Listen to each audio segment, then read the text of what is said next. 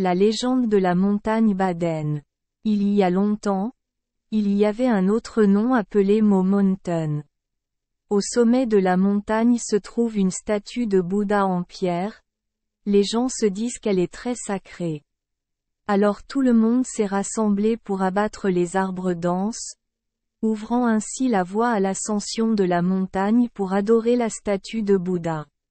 Habituellement, ils gravissent la montagne en groupe, car sur le chemin, ils peuvent rencontrer de nombreux animaux sauvages. À cette époque à Chang-bang, il y avait une fille talentueuse, à la fois douée en littérature et en arts martiaux, nommée Li Ti-Tian-Huong. Elle gravit souvent la montagne pour adorer Bouddha chaque nuit de pleine lune. Dans le village, il y avait un gars qui l'aimait secrètement. Il s'appelait le Citriette.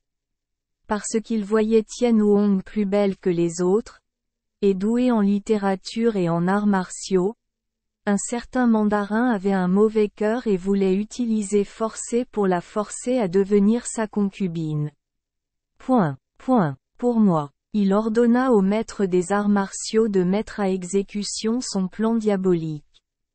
Le maître des arts martiaux, suivant les ordres du méchant mandarin, est venu se battre avec Madame Li. Alors qu'elle était presque vaincue, le Citriette est apparu à temps pour la sauver des griffes du méchant. Lorsqu'elle est rentrée chez elle, Madame Li a tout raconté à ses parents du début à la fin. Ils ont été extrêmement reconnaissants et ont décidé de la laisser épouser son bienfaiteur qui lui a sauvé la vie. Au même moment, le phénix de Wotan, Jialong, a ordonné à Jialong de se mobiliser. Soldat pour attaquer Tesson et le Citriette a accepté de rejoindre l'armée. Un jour, alors qu'elle attendait le retour de son mari du combat, elle priait sincèrement la statue de Bouddha sur la montagne, mais malheureusement elle fut entourée de voleurs. À cette époque, elle s'enfuit dans la forêt profonde, puis disparut. Sous le règne du roi Minmang, le moine qui est aujourd'hui abbé de la montagne Tainin récitait le nom de Bouddha, et vit soudain apparaître une jeune fille. Son visage était noir. Elle était timide mais très belle et lui dit « Je m'appelle Li. Quand j'avais 18 ans, j'ai rencontré un voleur et je suis tombée à mort. Maintenant que ma pratique a obtenu des résultats justes, s'il vous plaît, demandez au vénérable de descendre à flanc de montagne pour retrouver mes restes et les enterrer pour vous. » L'abbé fit ce qu'on lui disait, descendit la montagne pour retrouver son corps, puis l'enterra correctement. L'histoire ci-dessus fit l'objet de nombreuses rumeurs et parvint plus tard aux oreilles de l'actuel duc suprême le Van Duye. Il a immédiatement gravi la montagne lui-même pour voir comment les choses se passaient réellement et a promis de soumettre une requête au tribunal demandant que Madame Li soit ordonnée si elle avait vraiment une révélation et qu'il le laisse tout voir de ses propres yeux. Entendu. Tuong Kong l'a dit. Elle a immédiatement entré son âme dans une fille et a dit. L'âme du mandarin suprême recevra plus tard une position miraculeuse et glorieuse, mais son corps sera torturé. Tuong Kong le Van Duye ni surpris ni effrayé. Il a dit calmement. Je ne veux pas connaître l'avenir. Je veux juste connaître son origine. Le corps de la jeune fille a soudainement sangloté puis a raconté en détail l'histoire de sa propre mort injuste.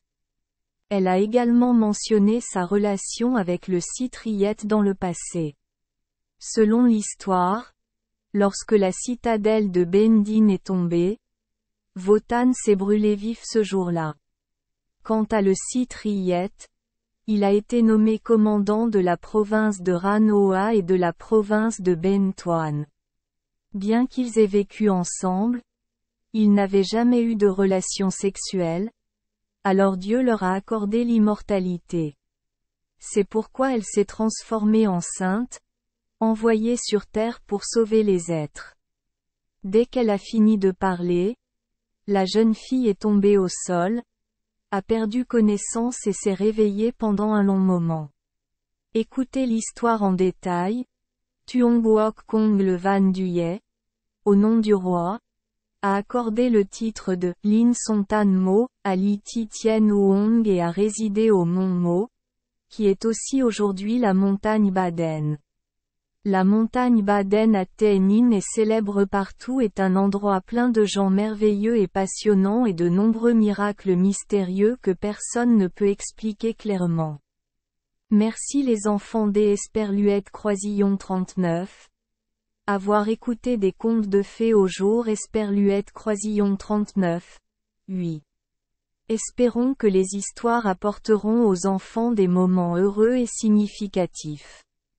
Si vous aimez notre chaîne, veuillez appuyer sur le bouton S Esperluette Croisillon 39. Abonner, pour ne manquer aucune histoire intéressante. Je vous souhaite une bonne nuit de sommeil et de beaux rêves. Rendez-vous dans la prochaine histoire.